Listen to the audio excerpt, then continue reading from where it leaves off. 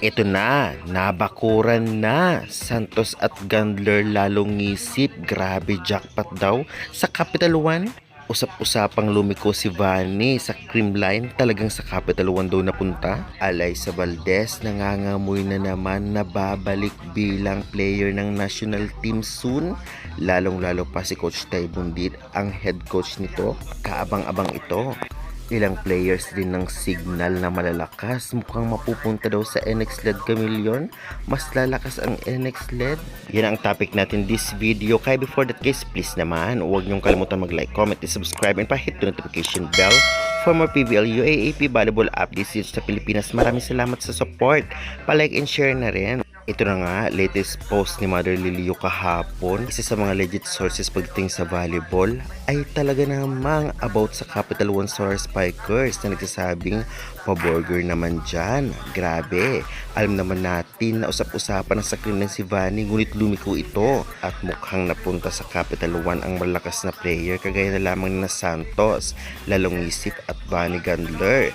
Ito ay ilan sa mga post din ng mga fans sa social media na pinag-uusapan.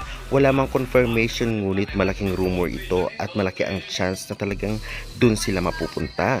Kaya guys, grabe, talagang lalakas ang Capital One kung sakali.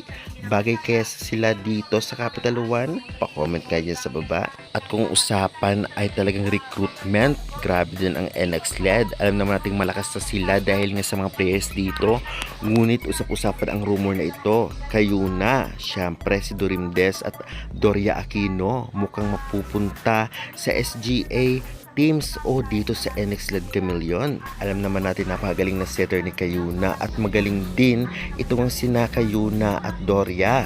Kung baga ay may connection na sila sa setter, kung itong tatlo o apat ay magsasama-sama, tiyak talagang gagaling lalo ang NX-led. Ngunit marami din ang mababang kung magagaling dahil alam naman natin na nakaraang conference ay magaling talaga ang na-recruit nitong NX-led Chameleon. Anong sa inyo guys about dito? Pa-comment nga sa baba. Mukhang nangangamoy balik national team si Alyssa Valdez. Based sa interview, gusto niya talaga maging part ng national team para sa ating bansa.